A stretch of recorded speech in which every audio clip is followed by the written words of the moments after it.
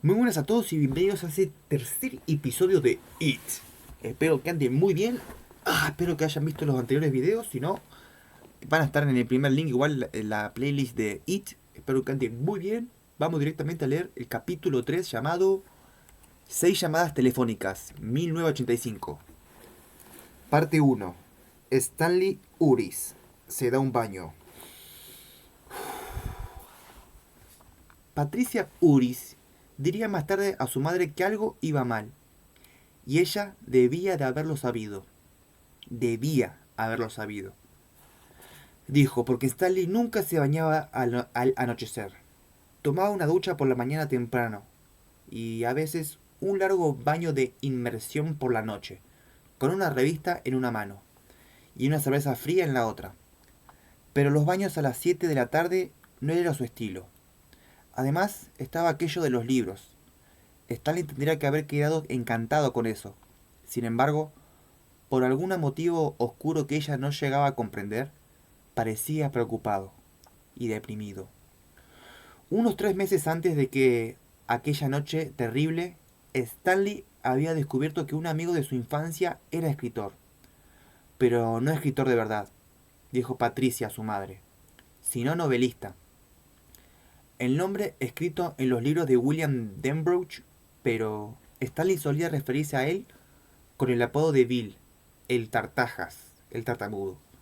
Había leído trabajosamente casi todos los libros de ese hombre. Aquella noche, la noche del baño, estaba leyendo el último. Era la noche del 28 de mayo de 1985. También Patty había cogido uno de esos libros, por pura curiosidad, solo para dejarlo después de 3 capítulos. No era simplemente una novela, dijo a su madre más adelante. Era de terror. Lo dijo exactamente así, en una sola palabra. ¿Cómo habría dicho de sexo?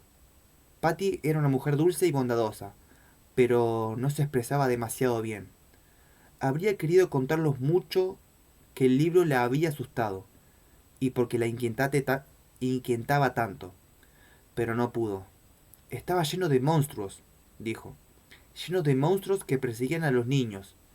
Había asesinatos y, no sé, sentimientos feos, sufrimiento, cosas así. En realidad, le había parecido casi pornográfico. Esas palabras se le escapaba, probablemente porque le había pronunciado, aunque nunca sabía lo que significaba. Pero Stan tenía la sensación de haber descubierto a un amigo de la infancia. Habló de escribirle, pero yo sabía que no lo haría jamás. Sabía que esas novelas lo habían puesto mal a él también. Y... y... y entonces Patty Uris se echó a llorar.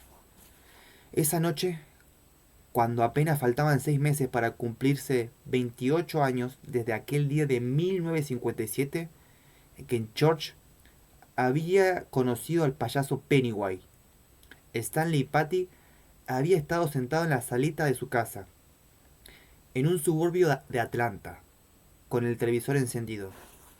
Patty sentada en el sofá frente al aparato.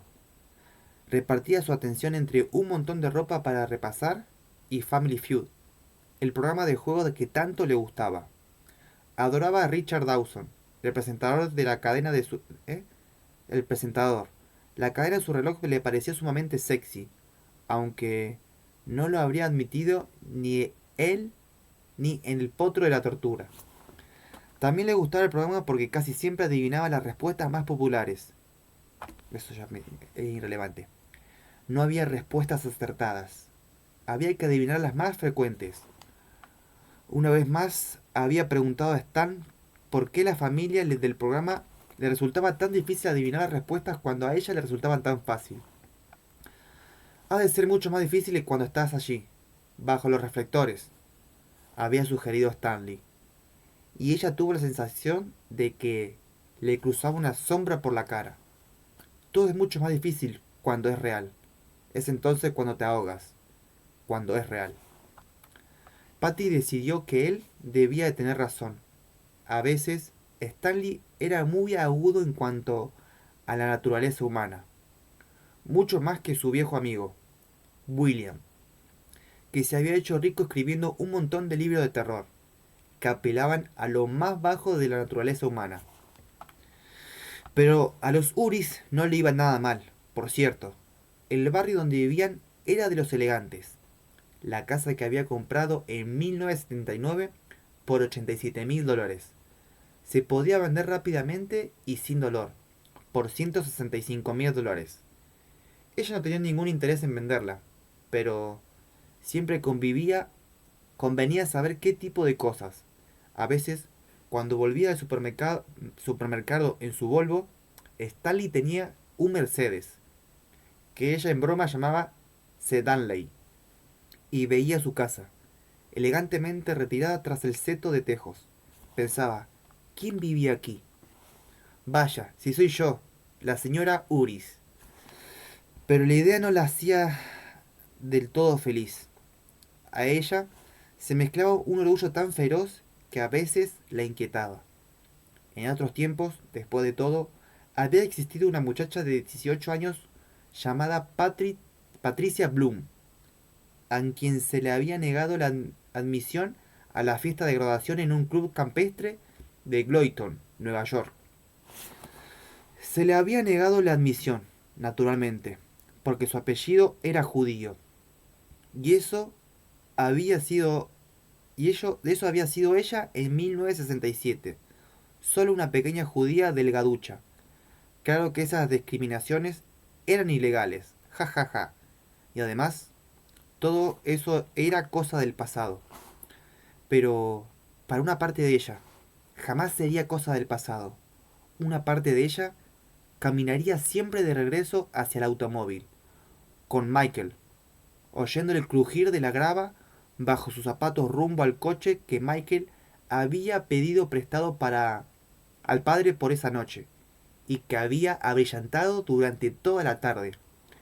Una parte de ella caminaría siempre junto a Michael, que llevaba un smoking alquilado, de color blanco, como brillaba en la nueva noche de primavera. Ella lucía un vestido largo de color verde pálido, con el que, según su madre, parecía una sirena. Y la idea de ser una sirena judía era bastante divertida, jajaja. Ja, ja.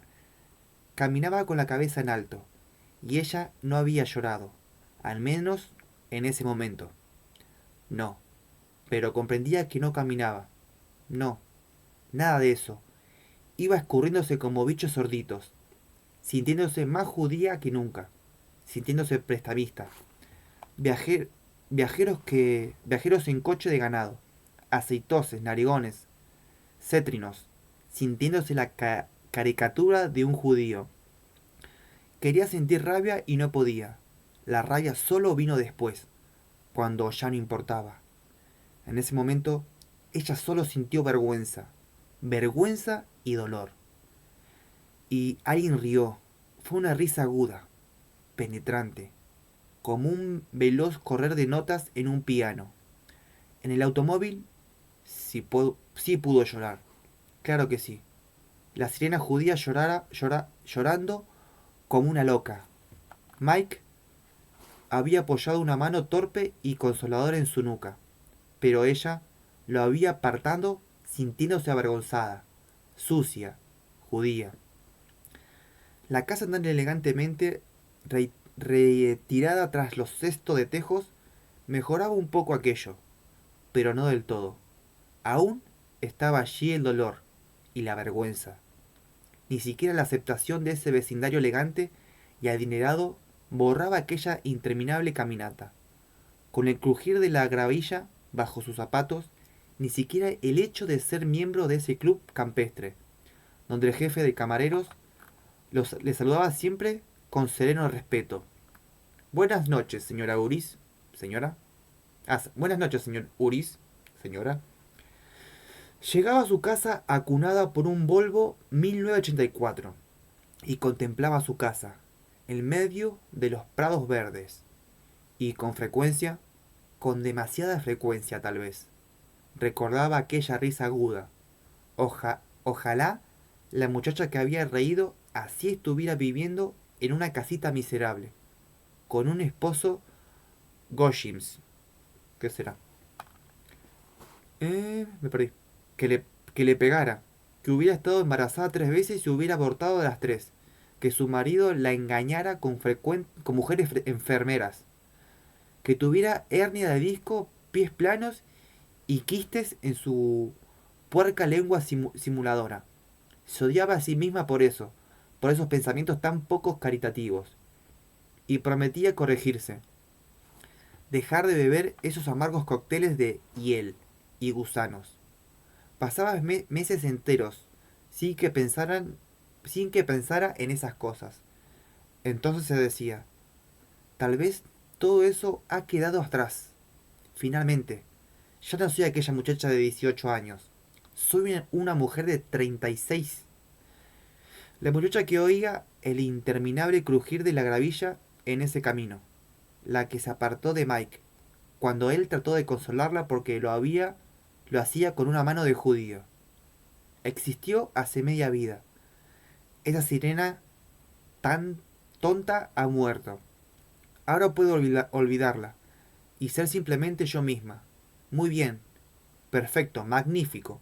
Pero entonces, estando en cualquier parte, en el supermercado, por ejemplo, oía una risa, súbita, en el otro pasillo, y la piel se le erizaba. Los pezones se le ponían duros, dolorosos, y apretaba las manos a la barra del carrito o se las retorcía pensando, alguien acaba de decirle a alguien que soy judía, que no soy sino una judía narigona, que Stanley no es sino un judío narigón. Es contable, claro. Los judíos tienen cabeza para los números. Tuvimos que dejarlos atrás en el club campestre de 1981, cuando ese ginecólogo narigón nos ganó el juicio. Pero nos reímos de ello. Oh, cómo nos reímos. Oía entonces el crepitar de la gravilla fantasmal y pensaba, Sirena, Sirena. Entonces el odio y la vergüenza volvía a entropel como una migraña, y ella, desesperada, no solo de ella misma, sino de toda la raza humana. Hombres lobo, el libro de Denbrough, el que ella había dejado sin leer, trataba de hombres lobos. Hombres lobos, coño. ¿Qué podía saber de hombres lobos un hombre como ese? Sin embargo, casi siempre se sentía mejor. Sentía que ella era mejor. Amaba a su marido, amaba a su casa y habitualmente podía amarse a sí misma y a su vida. Les iba bien. No siempre había sido así. Por supuesto, es que las cosas van bien alguna vez. Ante su compromiso con Stanley, sus padres se habían sentido a un tiempo enfadados y tristes. Lo habían conocido en una fiesta de club universitario. Stanley había llegado de la Universidad de Nueva York, en la que era becario. Los había presentado un amigo común y al final de la velada ella tuvo la sospecha de que se había enamorado de él. Hacia las vacaciones de invierno ya estaba segura. Cuando llegó la primavera y Stanley le ofreció un pequeño anillo de brillante al que había ensartado una margarita. Ella lo aceptó. Al final, a pesar de sus reparos, los padres también habían acabado por aceptarlo.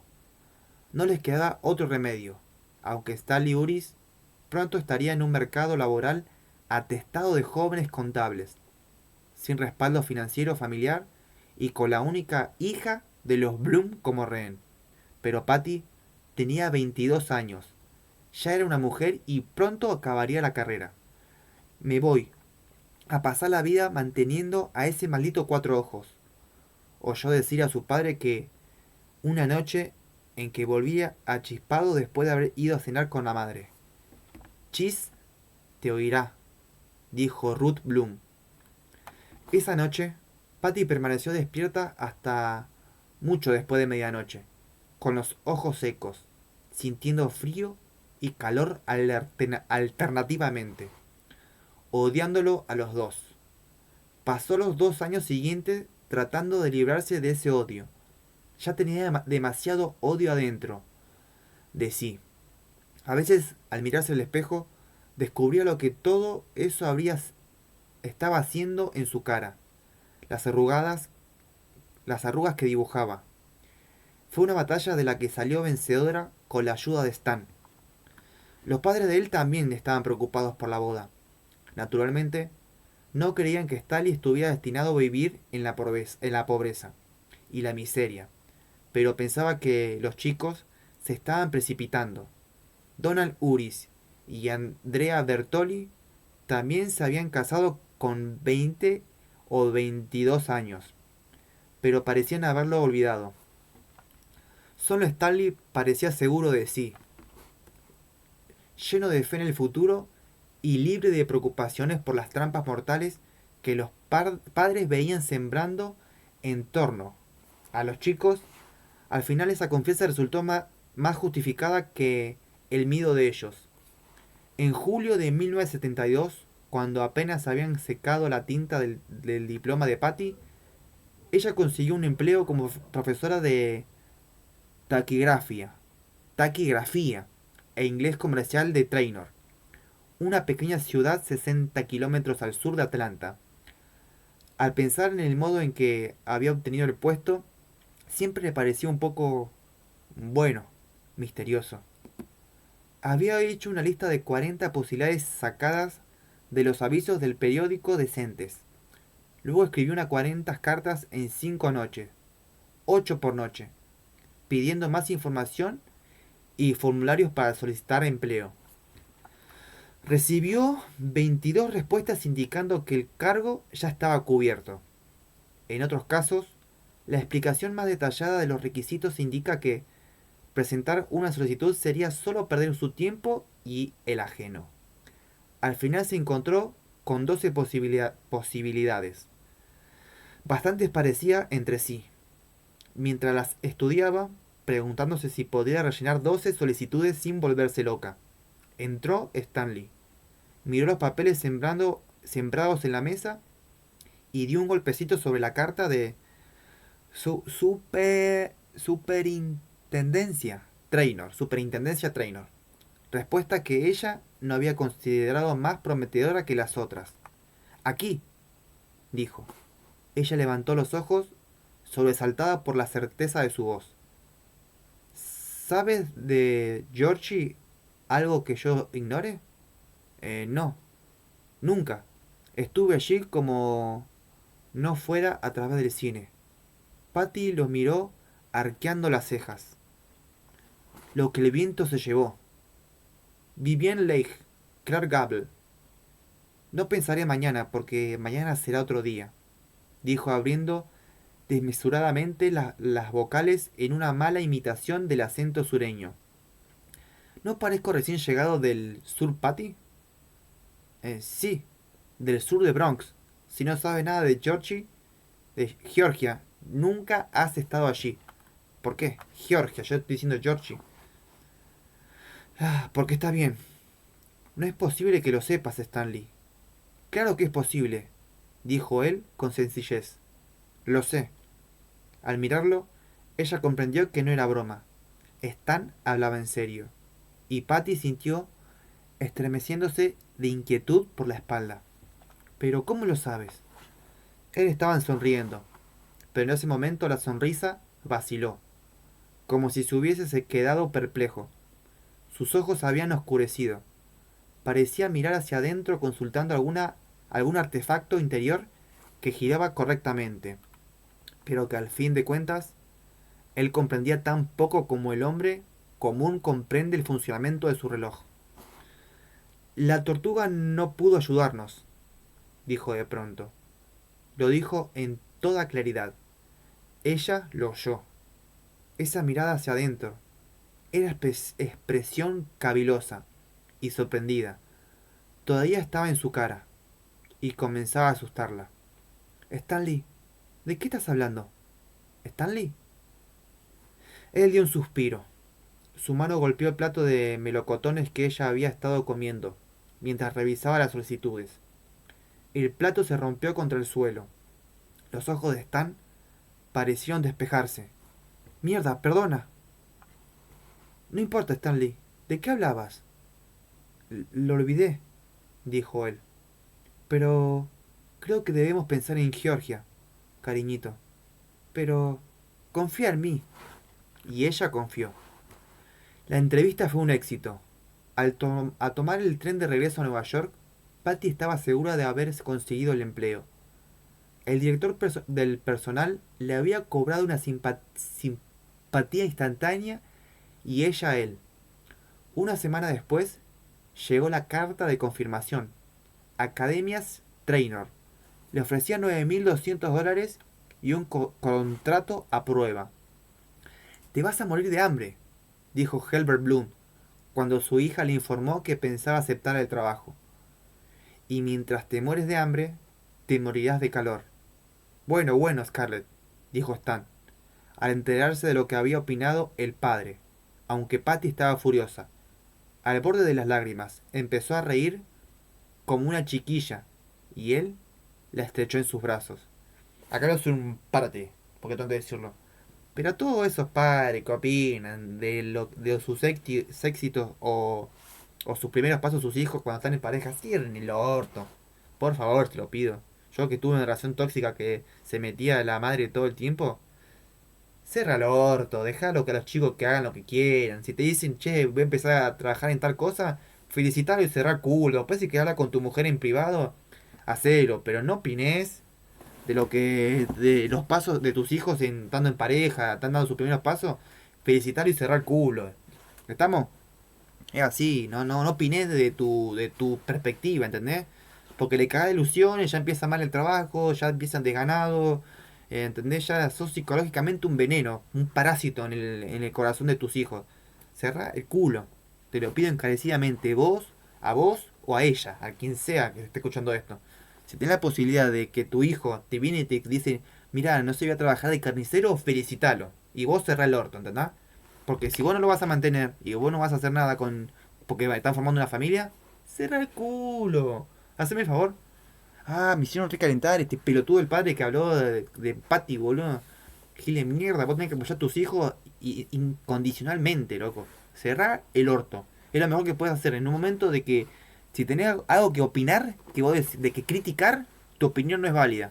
Si vos vas al punto de crítica, no importa qué estás haciendo, ni que sea con amor, ni nada. Cerrá el culito y listo. No opines. Si vas a criticar, no opines. Una cosa es dar una sugerencia creativa, ¿cómo es? Recreativa o buena, tirando buena onda. Le puedo decir, ¿a vos te gusta el trabajo? ¿Estás interesada en ese trabajo? Y ella te va a decir sí. Entonces yo te apoyo. Lo que vos hagas, yo lo acepto incondicionalmente. Y estoy con vos. Estoy contento del paso que estás dando como en tu pareja. Estoy muy orgulloso. Seguí adelante. Te amo. Y capito. Y finito. ¿Entendés? Por favor, te lo pido. Me empiecen a apoyar más. A no opinar tanto. No de forma crítica. Por favor, cierren el orto. ¿Dale? Muchas gracias. La concha de tu madre. Ahora seguimos. Ya me perdí. Me hizo calentar el papá de Patty. Ah, porque esto pasa, ¿entendés? Esto pasa muy habitual. Ya me perdí. Bueno, Scarlett. Sí, aguante Stan. Que la abrazó, nada. Yo le he dicho, tu papá es un pelotudo, no le es pelota, es un gil. Si vos estamos nosotros viviendo nuestra vida, la próxima no le contés nada, que se entere por una carta, mandar una carta a la próxima, ¿entendés? Cuando él te responda con la carta, la metemos y hacemos leña. A la mierda, ni la leas. ¿Entendés? Cuando te diga, ¿recibiste mi carta? Sí, sí, gracias, chao, nos vemos en Disney, ¿entendés? A la mierda. Yo digo con cartas porque en esa época no. Estaba hablando de esa época, ¿no? Ah, calor pasaron, sí, pero hambre no.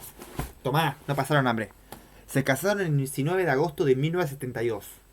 Patty Uris llegó virgen al matrimonio. Ah, encima es una señorita, déjame hinchar la pelota. En un hotel de Poconos se deslizó, desnuda, entre las sábanas frescas, turbulenta y tormentosa. Son relámpagos de deseo y deliciosa lujuria entre oscuras nubes de miedo. Cuando Stanley se metió en la cama junto a ella, fibroso de músculos, el nepe ardiendo convertido en un signo de exclamación entre el rojizo vello púbico. Ella susurró: no me hagas daño, amor. Jamás te haré daño. Qué belleza, qué lindo, qué ternura los dos, dijo él tomándola en sus brazos. Fue una promesa que respetó fielmente hasta el 28 de mayo de 1985, la noche del baño. A Patty le fue bien en su trabajo de profesora.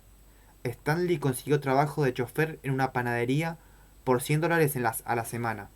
Fue, boludo. Bueno, no sé cuánto será el valor en esa época.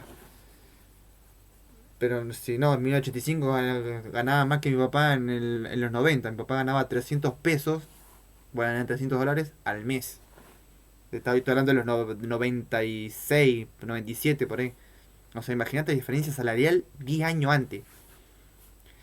Ya me desvigué. Consiguió trabajo en la oficina por 150. Entre los dos ganaban por entonces $17.000 al año. Les parecía un ingreso de reyes por aquellos tiempos en la que la vida era tan barata. En marzo de 1973, Patty Uris dejó de tomar anticonceptivos. En 1975, Stanley renunció a su empleo para instalarse por su cuenta propia. Los cuatro consuegros coincidieron en que era un error. No porque Stanley hiciera mal en querer trabajar por su cuenta propia. ¿Cómo pensar semejante cosa? Pero era demasiado prematuro. Concordaron todos, y echaba demasiada carga financiera sobre Patty, al menos hasta que ese tonto la deje embarazada, dijo Helbert Bloom a su hermano, después de pasar la noche bebiendo en la cocina. Y entonces me tocará a mí mantenerlos. O sea, el chaval le importaba su bolsillo. O sea, si... Es nomás, le encargo, ¿sabes qué? Metete tu plata, tu herencia en el orto, date la concha a tu hermana, ¿quién te necesita? O sea, se complotaban todos en opinar en lo que la pareja está haciendo. Qué giles, boludo. Qué mal que me caen, boludo. No sé, mi puta, manda. Ahí nada más se tienen que parar. Y mira, loco, a los agarrar los cuatro así. Decir, cierren el orto todo. Vos, papá, mamá, vos, mi suegra. Cierren todo el orto que nadie te pidió opinión. Se están enterando nomás de onda, le voy a decir. Es más, si me rompen mucho las pelotas, no van a conocer ni a su nieto o nieta. Me hinche las pelotas, qué tanta vuelta. Es más, metete tu herencia en el orto. Todo por plata, todo plata, todo plata. Metete en el orto la plata. Si ellos son felices así, cierren el orto. La opinión generalizada de los consuegros era que el hombre no debe siquiera pensar en independizarse profesionalmente hasta que haya llegado a una edad más serena y madura. 78 años, más o menos. Que ya está raquítico así, se va a poner a independizar. Una vez más, Stanley parecía casi sobrenaturalmente confiado. Muy bien, me cae bien Stanley. Era joven, simpático, inteligente, capaz. En su trabajo anterior había hecho buenos contactos. Todas esas cosas eran premisas básicas.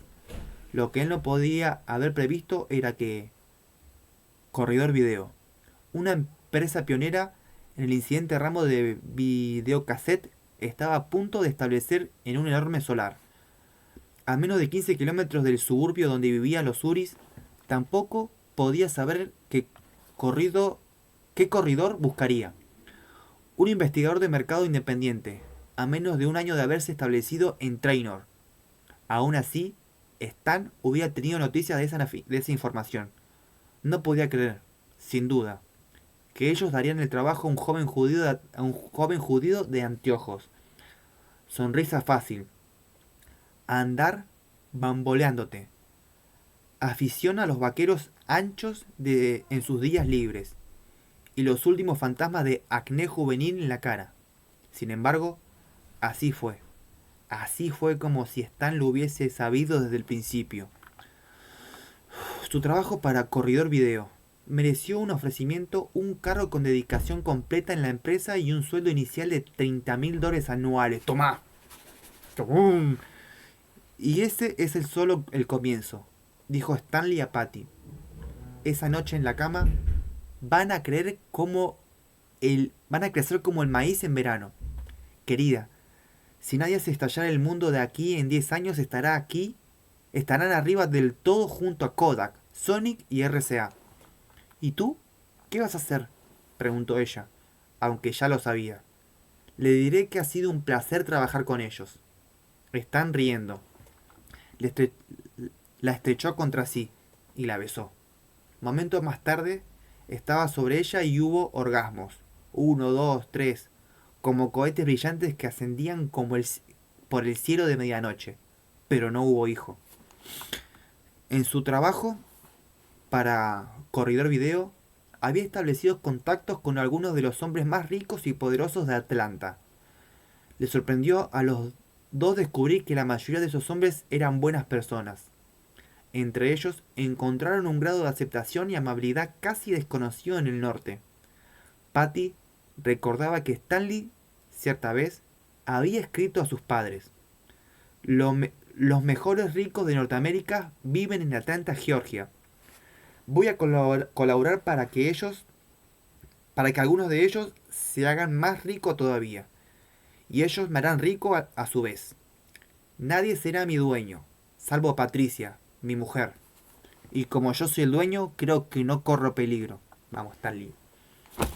Bien, Stanley. Onda, no me rompa las huevos. Cuando dejaron el distrito de Traynor, Stanley se había convertido en sociedad anónima y tenía a 6 personas bajo sus órdenes. En 1983, sus ingresos alcanzaron territorios de lo que Patty había oído solo vagos rumores. Era la fabulosa tierra de las 6 cifras, y todo había ocurrido con tanta tranquilidad como la del pie al deslizarse en las zapatillas un sábado por la mañana. Pero a veces le asustaba. Una vez Stanley había hecho un chiste inquietante sobre tratos con el diablo. Stanley había reído hasta casi sofocarse, pero a ella no le parecía muy divertido. Probablemente no lo sería jamás. La tortuga no pudo ayudarnos. A veces sin motivo alguno, Patty despertaba con el pensamiento en la mente como si fuera el último fragmento de un sueño por lo demás olvidado. Entonces volvía hacia Stanley con la necesidad de tocarlo, de asegurarse de que aún estaba allí. Vivían bien, no abusaban de alcohol, no buscaban sexo extramatrimonial ni drogas. Solo se aburrían si discutían amargamente sobre lo que sobre lo que debían hacer. Solo había una nube. Fue Ruth, la madre de Patty, quien la mencionó por primera vez al recordarlo. Parecía cosa del destino que fuera ella quien lo mencionara. Surgió por fin, bajo la forma de una pregunta en una carta de Ruth Bloom. Ruth le escribía a su hija una vez por semana. Y esa carta, en especial, había llegado al comenzar el otoño de 1979. Iba dirigida a la antigua dirección de Traynor. Patty la leyó en una sala llena de cajas de cartón de las que desbordaban sus posesiones, con aspecto desolado, desarraigado y desposeído. En su mayor parte era una típica carta de Ruth Bloom, 4 páginas azules, cubiertas de apretada escritura, cada una con un encabezamiento que decía: una simple nota de Ruth. Su letra era casi inlegible. Una vez, Stanley se había quejado de no poder descifrar ni una sola palabra escrita por su suegra. ¿Y para qué? ¿Y para qué quieres leerla?, había sido la respuesta de Patty. Aquella estaba llena de las noticias acostumbradas, ya que los recuerdos de Ruth Bloom eran un amplio delta que se extendía desde el móvil punto de la hora, en un abanico cada vez más amplio de las relaciones entrecruzadas. Muchas de las personas que ella mencionaba comenzaban a desdibujarse en la memoria de Patty, como fotografías de un álbum viejo. Pero para Ruth todo permanecía fresca.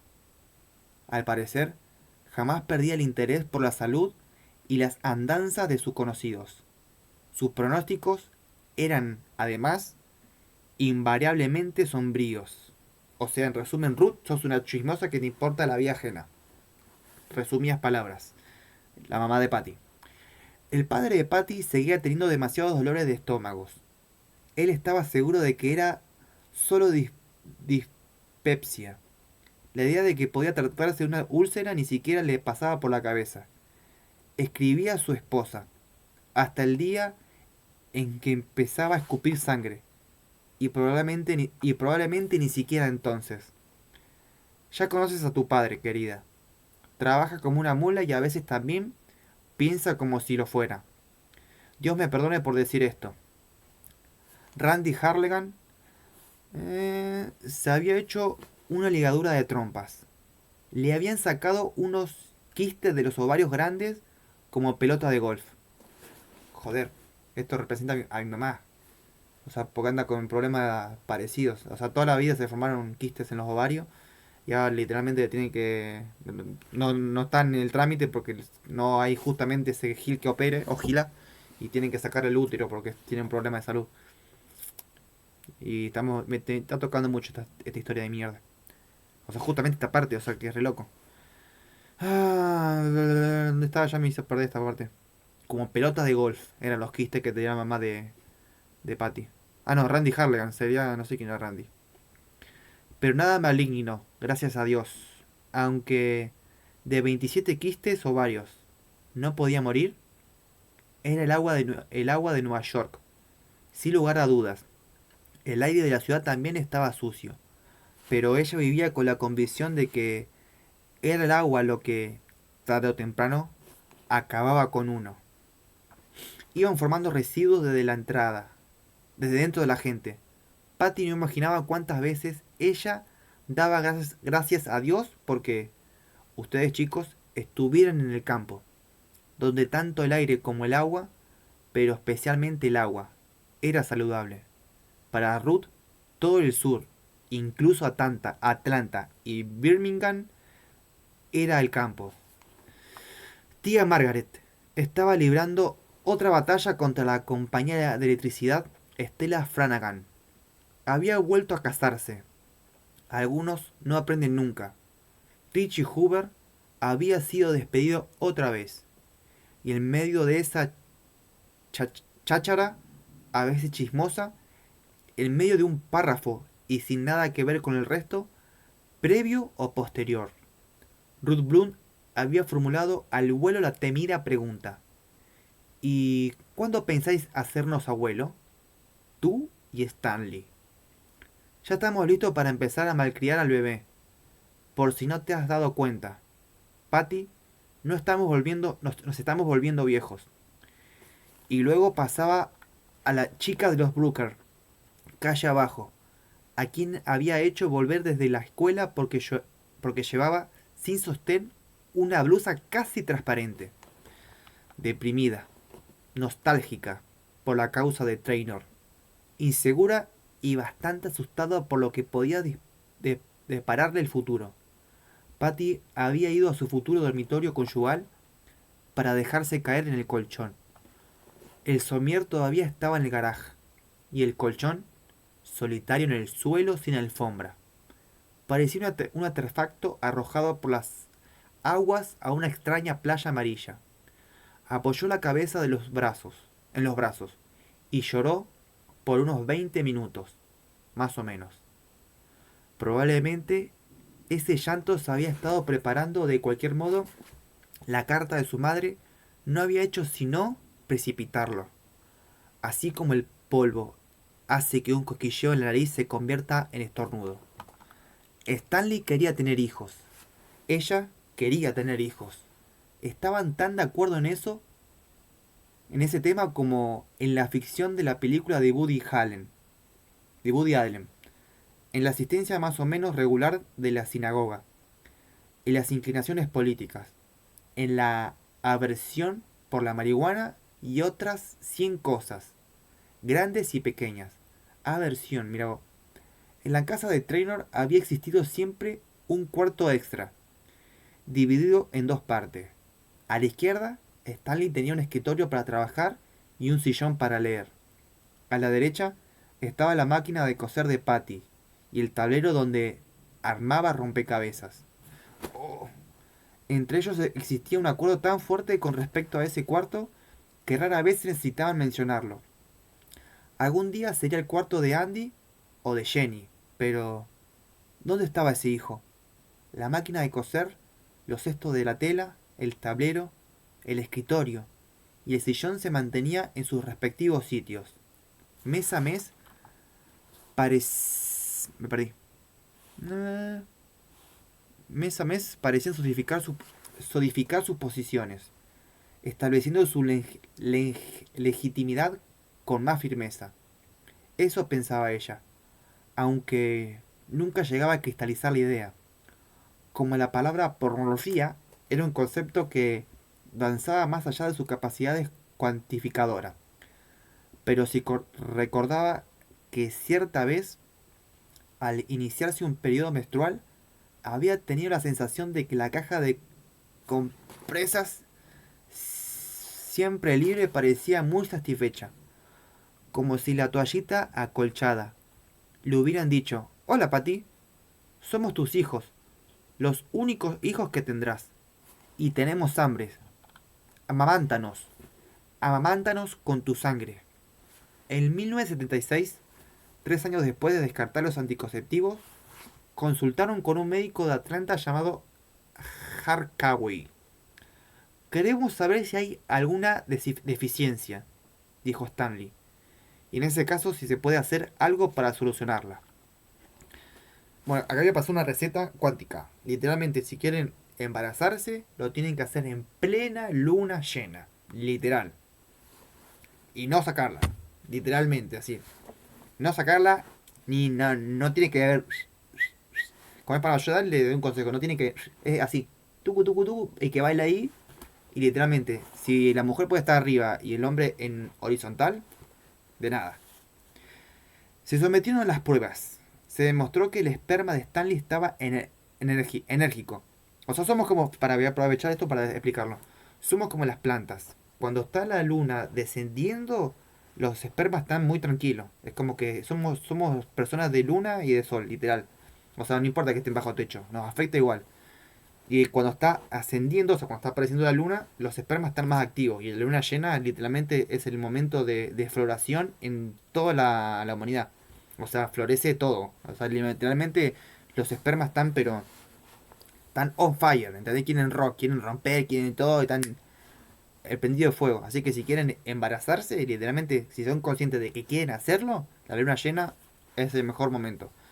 No hace falta, no hace falta estar todo el mes intentando. O sea, literalmente si quieren embarazarse, lo mejor es esperar una semanita antes de la luna llena y la luna llena exploten las veces que quieran. Y después, de nada, si te sirve, guiño, guiño, me merezco tu suscripción, papi. O mami, las dos. Queremos saber si hay alguna deficiencia. Se sometieron a las pruebas. Se demostró que el esperma de Stanley estaba enérgico. Fértiles los óvulos de Patty. Y que todos los canales necesarios estaban abiertos. Harkiwi, que no lucía alianza matrimonial, pero sí el rostro agradable y rubicundo de un universitario de las vacaciones de invierno, le dijo que quizás solo fueran nervios. En ese problema era bastante común, que en esos casos solía producirse un correlativo psicológico semejante a la impotencia sexual. Cuando más se deseaba, menos se podía. Literal. Era preciso que se relajaran, pero de lo posible debían de olvidarse de la procreación cuando hacían el amor. Claro, tenés que relajarte, fluir, sentir, amarse en ese momento, no pensar en que quiero que se embarace, quiero embarazarme, no, ahí estás tenso, es como cuando esperar la vacuna así, ¿entendés? Va a romper la vacuna, te va a salir un moretón y la vacuna no va a hacer efecto, es como que se te puede infectar, todo así, todo mal. Tenés que estar relajado, fluyendo como el mar, joven Padawan. El trayecto de regreso a la casa, Stan iba ceñudo. Patty le preguntó por qué. «Yo nunca hago eso», dijo él. «¿Qué cosa?» «Pensar en la procreación durante...». Patty se echó a reír, aunque por entonces se sentía algo solitaria y asustada. Esa noche en la cama, cuando creía que Stanley dormía desde hacía rato, él la asustó hablando en la oscuridad, aunque su voz era inexpresiva. Sonaba ahogada por las lágrimas. «Soy yo», dijo. «Es culpa mía». Patty se volvió hacia él, lo buscó a tientas y lo abrazó. «No seas tonto», dijo. Pero su corazón palpitaba deprisa, demasiado deprisa. Era como si Stan, al mirar dentro de su mente, hubiera leído allí una convicción secreta que ella guardaba sin haberlo sabido nunca. Sin razón alguna, sintió. Supo que él tenía razón. Algo iba mal, y no en ella. Era él. Algo iba mal en él. «No seas, no seas cenizo», susurró con furia contra su hombro. Él sudaba un poco. y Patty comprendió de pronto que tenía miedo. El miedo surgía de él en oleadas frías. Estar desnuda a su lado era, de pronto, como estar desnuda frente a una nevera abierta. No soy cenizo, y no soy tonto, dijo él, con la misma voz simultáneamente seca y ahogada de emoción. Y tú lo sabes, soy yo, pero no sé por qué. No se puede saber una cosa así. La voz de Patty sonaba áspera y regañosa, como la de una madre cuando estaba asustada, y aunque estaba riñéndole por el cuerpo, le corría un estremecimiento que le retorcía como un látigo. Stanley, al sentirlo, la estrechó entre sus brazos. A veces dijo, a veces creo saber por qué, a veces sueño algo, algo feo. Estoy despierto y pienso, ya sé, ya sé lo que anda mal.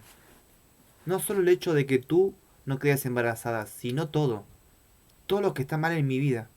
Stanley, en tu vida no hay nada que esté mal. Desde adentro no, dijo él. Desde adentro todo está bien. Hablo de afuera. Algo que debería haber terminado y que no terminó. Cuando despierto de esos sueños pienso, toda mi vida no ha sido el ojo de una tormenta que no comprendo. Tengo miedo, pero entonces se desvanece, como los sueños. Ella sabía que a veces Stan tenía sueños intranquilos. En 5 o 6 oportunidades la había despertado, agitándose, gimiendo. Probablemente otras veces ella había seguido durmiendo con esos interludios oscuros. Cuando largaba la mano hacia él, interrogándolo, él decía siempre lo mismo. No me acuerdo. Luego buscaba un cigarrillo y fumaba sentado en la cama, esperando a que el residuo del sueño resumara por sus poros, como un sudor enfermizo. No hubo hijos. En la noche del 23 de mayo de 1985, la noche del baño. Los consuelos todavía esperaban que se los convirtieran en abuelos. El otro dormitorio seguía siendo el otro dormitorio. Las compresas siempre libres. Seguían ocupado su sitio acostumbrado en un armario. Bajo el lavabo, la tía pelirroja aún hacía su visita mensual. La madre de Patty, ocupada con sus propios asuntos, pero no del todo ajena. El sufrimiento de su hija. Había dejado de preguntar en sus cartas. Y cuando la pareja viajaba a Nueva York 2 veces al año. Ya no había comentarios humorísticos sobre la vitamina E que debía tomar. También Stanley había dejado de mencionar el asunto, pero a veces, cuando Patty la observaba sin que él lo supiera, le descubría en la cara una gran sombra, como si tratara desesperadamente de recordar algo. Descontando esa única nube, la vida era bastante agradable para los dos hasta que sonó el teléfono en medio del Family Feud, en la noche del 28 de mayo. Patty tenía en el regazo 2 camisas de Stan, 2 blusas suyas, el costurero y la caja de botones. Stan, la última novela de William Dabrough, que aún no había salido de la edición barata. La portada del libro mostraba una bestia rugiente. La contraportada, un hombre calvo con anteojos. Stan, que estaba más cerca, contestó la llamada. Hola, con la casa de Uris. Escuchó y una línea profunda se le formó entre las cejas. ¿Quién dice que es usted? Patty sintió un instante de miedo.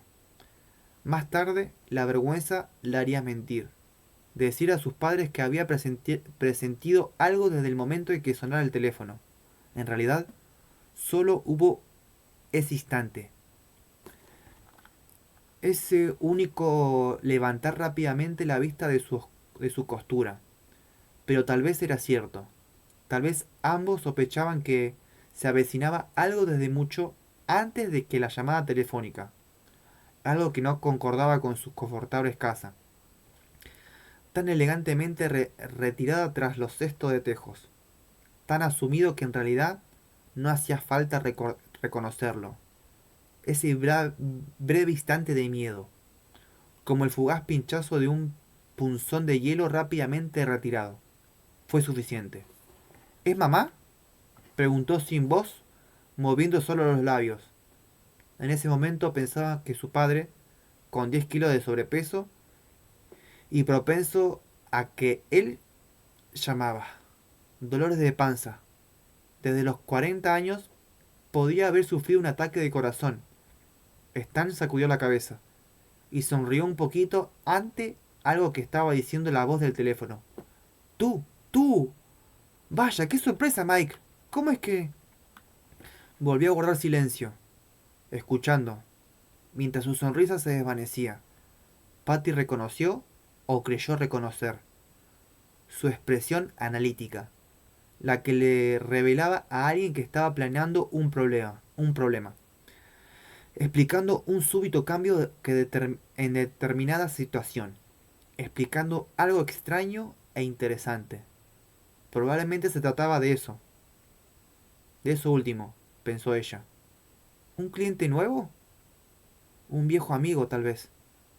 Volvió su atención a la pantalla del televisor donde una mujer abrazaba a Richard Dawson para besarlo como enloquecida. Richard sabía recibir más besos que el anillo del Papa. A ella tampoco le habría gustado besarlo. Mientras iniciaba la búsqueda de un botón negro igual a los que tenía la camisa de Stanley, Patty notó vagamente que la conversación se establecía sobre carriles más parejos. Stanley gruñía ocasionalmente. En cierta oportunidad preguntó: ¿Estás seguro, Mike? Por fin, tras una pausa muy larga. Está bien, comprendo. Sí, voy a... Sí, todo... Me hago una idea. ¿Yo qué? ¿Qué? No puedo prometer exactamente eso, pero lo voy a pensar con mucha atención. Ya sabes... ¿Qué? ¿Eh? ¿De veras? Bueno, por supuesto. Sí, claro que sí, pero... Claro, gracias. Sí, adiós. Y colgó. Patty, al echarle una mirada, lo vio con la vista perdida en el vacío, sobre el televisor en la pantalla. El público estaba aplaudiendo a la familia Ryan, que acababa de anotarse 280 puntos. La mayoría de ellos por adivinar que la encuesta entre el público respondería matemáticas a la pregunta. ¿Qué asignatura le gustaba menos al niño de la familia? Los Ryan saltaban y daban gritos de júbilo. Stanley, en cambio, tenía el entrecejo fruncido. Más tarde, Patty diría a sus padres que lo había visto algo pálido y era cierto, pero no les dijo que, en ese momento, le había parecido solo un efecto de la lámpara que tenía pantalla de vidrio verde. ¿Quién era Stan? Se volvió a mirarla. A Patty le pareció abstraído, ligeramente fastidiado. Solo más tarde, al evocar la escena una y otra vez, empezó a comprender que se trataba de un hombre que se estaba desconectando metódicamente de la realidad, cable a cable, la cara de un hombre saliendo de azul del cielo hacia el negro de la nada. ¿Quién era el que te llamó por teléfono? Nadie, dijo él. Nadie, de veras. Creo que voy a dar un baño. Y se levantó. ¿Cómo? ¿A las 7? Él, sin contestar, se limitó a salir del cuarto. Patty habría podido preguntarle si pasaba algo malo, hasta seguirlo para averiguar si se sentía mal del estómago. Stan no tenía inhibiciones sexuales, pero solía mostrarse extrañamente recatado con respecto a ciertas cosas. No habría sido nada extraño que hablara de darse un baño cuando, en realidad, tenía ganas de vomitar algo que le hubieran caído mal. Pero en ese momento estaba presentando a los Piscapo, otra familia, y Patty sabía que Richard no dejaría de decir algo divertido sobre ese apellido. Además, le estaba costando horrores encontrar un botón negro, aunque estaba segura de tenerlos a montones en la caja. Se escondían, por supuesto.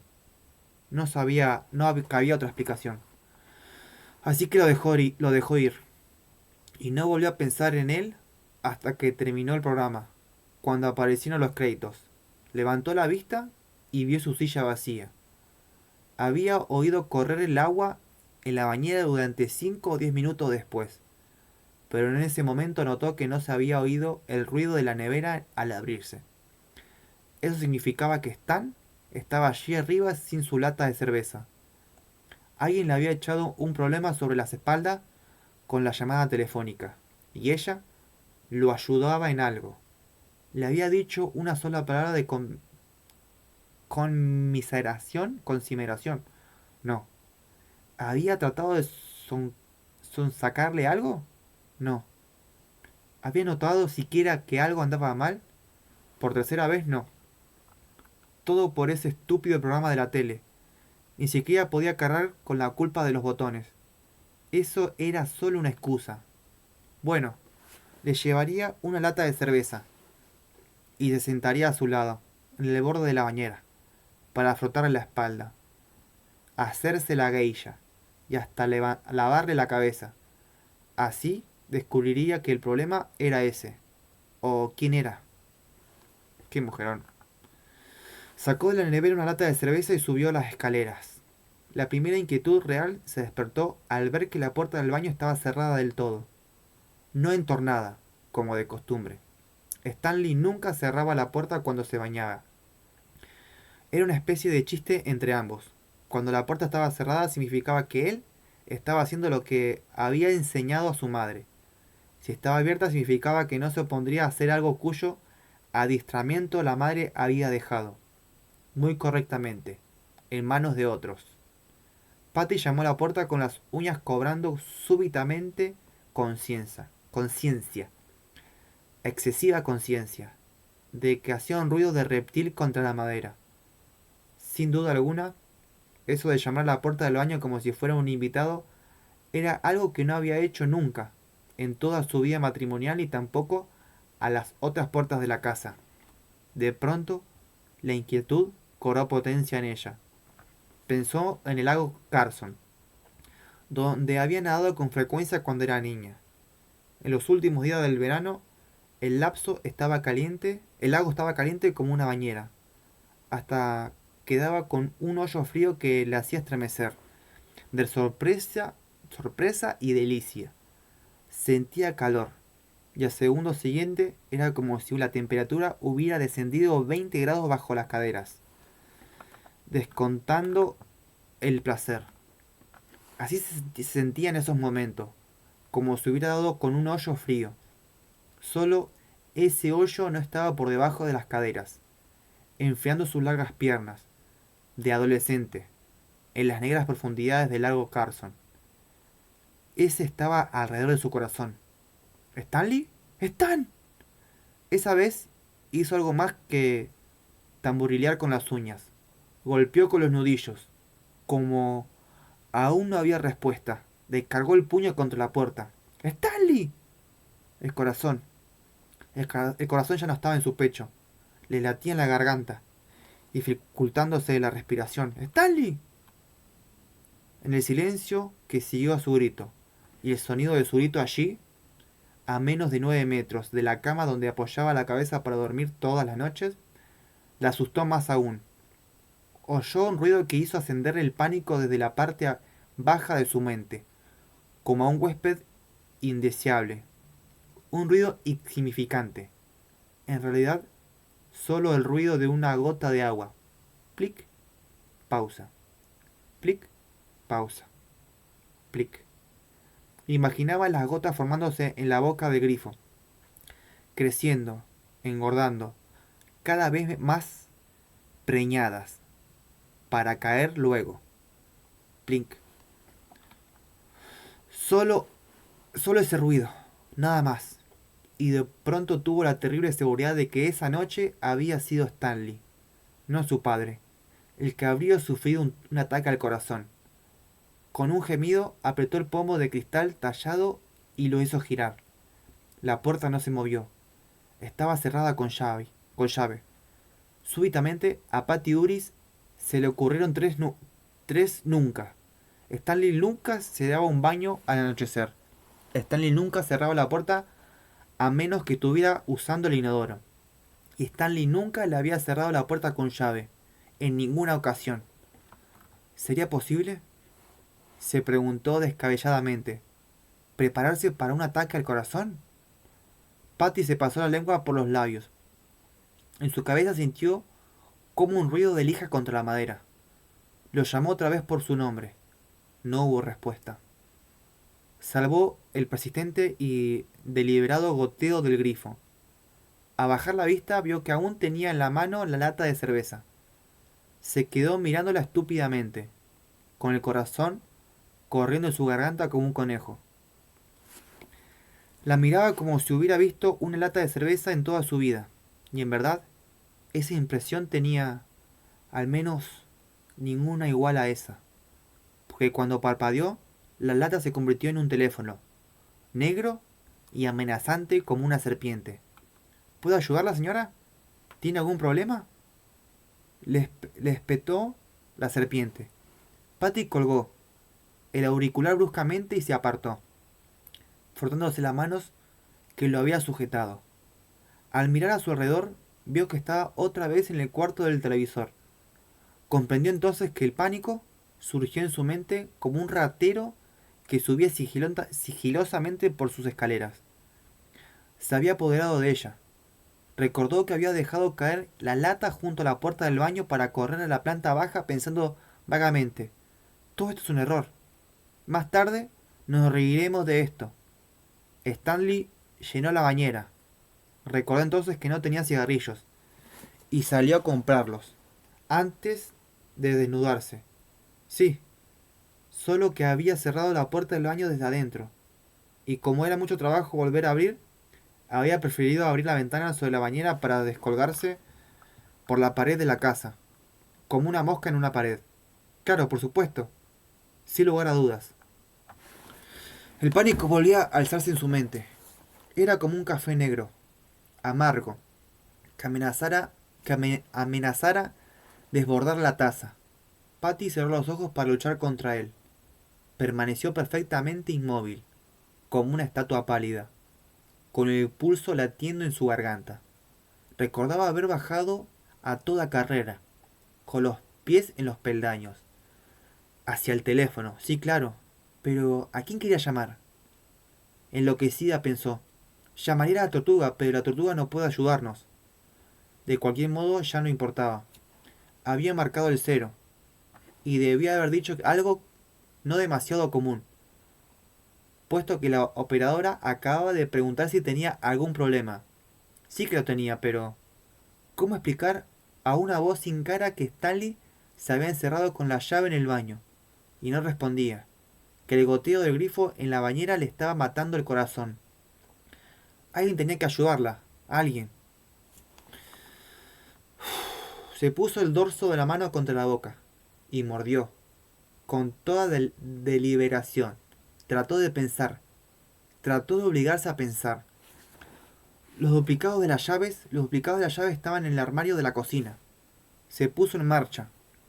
Uno de sus pies golpeó contra la caja de los botones, que descansaban junto a su silla.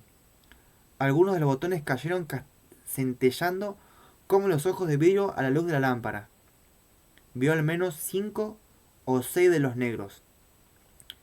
En la cara interior de la puerta del armario, sobre el fregadero doble, había un gran tablero de madera barnizada con forma de llave. Lo habían hecho 2 años antes con uno de los clientes de Stan en su taller como regalo de Navidad. El tablero estaba lleno de pequeños ganchos en los cuales podía todas las llaves de la casa. 2 duplicados por gancho. Bajo cada uno se veía una tirada de cinta adhesiva con la pulcra letra de Stan: cochera, desván, bajo P, baja, baño P, alta. Puerta calle, puerta atrás, a un lado. A un lado la llave de los coches rotulada MB y Volvo. Patty sacó de un manotazo la llave que marcaba baño P, alta, y echó a correr hacia las escaleras. Luego se obligó a caminar. Si corría el pánico trataba de volver y estaba demasiado cerca de la superficie como para permitírselo. Además, si caminaba tal vez podría salir bien. O, si había en verdad algo mal, Dios podía echar una mirada, verla simplemente caminando y pensar, bueno, me fue la mano, pero tengo tiempo para arreglarlo todo. A paso tranquilo de una mujer que va a su reunión del club del libro, Patty subió las escaleras y caminó hasta la puerta del baño. ¿Stanley? Llamó, tratando de abrir al mismo tiempo. De pronto tenía más miedo que nunca. No quería usar la llave. De algún modo, usar la llave le parecía algo demasiado definitivo. Si Dios no había corregido las cosas para cuando ella hubiera abierto, no lo haría jamás. Después de todo, la era de los milagros había pasado, pero la puerta todavía estaba cerrada. El constante plic, pausa, del grifo goteando era su única respuesta. Le temblaba la mano. La llevó, dio la vuelta por la cerradura antes de hundirse en su sitio. La hizo girar y oyó el ruido que hacía al retirarse. Intentó asistir el pomo de vidrio tallado, pero se le escapaba una y otra vez. No porque la puerta estuviese cerrada, sino porque la palma de su mano estaba empapada en sudor. Afirmó la mano y finalmente consiguió hacerlo girar. Abrió la puerta. ¿Stanley? ¿Stanley? Es... Miró hacia la bañera, con su cortina azul recogida en su extremo del tubo, y olvidó cómo terminaba el nombre de su marido. Simplemente siguió mirando la bañera con el rostro solemne, como el de un niño en su primer día de colegio. Un momento después, comenzaría a gritar a todo pulmón. Entonces, oiría Anita Mackenzie, la vecina. Y sería Anita Mackenzie quien llamaría a la policía convencida de que un delincuente había entrado en la casa de los Uris y que allí estaba matando a alguien. Pero de momento Patty Uris permaneció en silencio, con las manos recogidas sobre su falda de algodón oscuro, solemne, enormes los ojos. Y entonces esa solemnidad casi sagrada comenzó a transformarse en otra cosa. Los ojos enormes comenzaron a sobresalir, y su boca se estiró hacia atrás en una horrible mueca de horror. Quiso gritar y no pudo. Los gritos eran demasiado grandes para salir. El baño estaba iluminado por tubos fluorescentes. Había mucha luz, nada de sombras. Se veía todo, aunque una no quisiera verlo. El agua de la bañera tenía un tono rosado intenso. Stanley yacía con la espalda apoyada contra la pared posterior de la bañera.